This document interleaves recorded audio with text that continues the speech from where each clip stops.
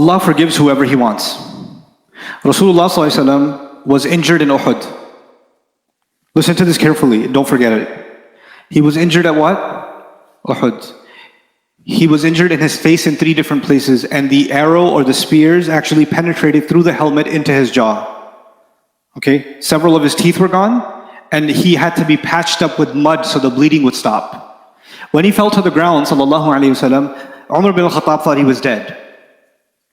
He was gone. And Umar bin al-Khattab lost it. He just sat on the battlefield. According to one narration, he just sat there. What's the point now? Rasul sallallahu alayhi wasallam comes back to consciousness.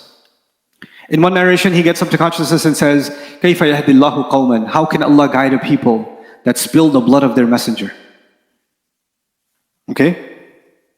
How can Allah guide a people who spill the blood of His messenger? Allah immediately revealed ayat after Uhud.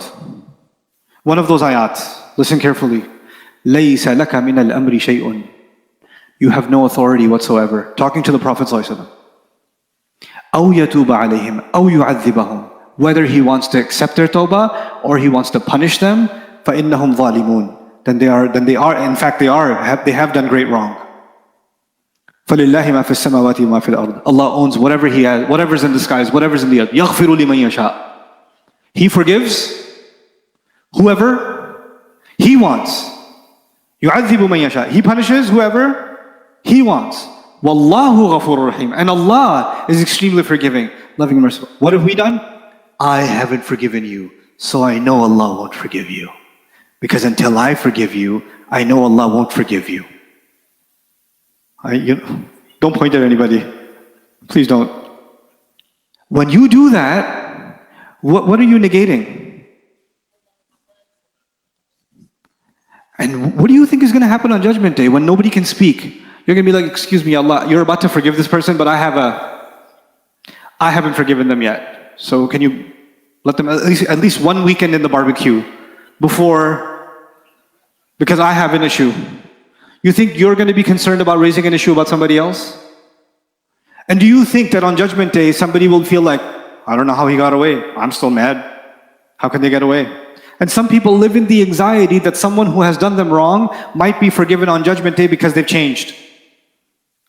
They have this anxiety. This person changed, but I didn't forgive them. So why is Allah? It's not fair. Allah's going to forgive them. They got away with it. That, even to the Prophet of Allah, sallallahu alaihi wasallam, Allah told the Prophet sallallahu alaihi wasallam, you're a slave, act like it. Be a slave. Forgiveness and punishment is not yours. It's whose? It's Allah's. Stop thinking you have a say in it for anyone else. Let it go, because that's part of being a what? Being a slave. Their matter is with who? فَأَمْرُهُ إِلَى اللَّهِ His matter is with Allah. It's not your problem. Because you yourself and I myself are slaves of Allah, and so are they. If they've done wrong to me, firstly, if they've done wrong to me, they've first done wrong to Allah. Because Allah told them not to do wrong to me. So they haven't, before someone commits a crime against me, they've already committed a crime against Allah. And Allah is way more offended than I am. And Allah is way more just than I am. So instead of me thinking, I'm going to teach Allah how justice is going to work on Judgment Day, which by the way, Allah asked this question in the Quran, قُلْ أَتُعَلِّمُونَ اللَّهَ بِدِينِكُمْ Tell them, are you going to teach Allah your religion? You want to teach Allah how justice should work? This like anxiety of making sure someone pays takes us so far, we start questioning the wisdom and the justice of Allah, and we stop forgetting that we're slaves of Allah, honestly. Honestly, it's scary to me. To me, it can be rooted in pain. I get it. You were wronged. I was wrong. It's rooted in pain. But you cannot allow that pain to turn you into a pharaoh. You cannot allow that pain to project some kind of authority on Judgment Day. That is too far. Don't do it to yourself. That'll destroy you spiritually. It'll just destroy you. Whether Allah forgives them or not, Allah knows their deal better than you and me. I know one thing, Allah will never be unfair to me. Allah even said, يَشْفِ صُدُورَ قَوْمٍ مُؤْمِنِينَ Allah will heal the hearts of a believing people. Is that enough for me to hear? Allah will heal the hearts? Yeah. You're like, I don't want my heart healed. I like this pain. And I enjoy this. No, some people do. They do. They're addicted to the pain. And they're like, I want to feel the sensation of getting revenge. I'm waiting for that high. I need it. Guess who needs to see someone else suffer? Who has that need? Who's the first one who needs to see someone suffer? Iblis. Where do you think that need comes from to see someone suffer?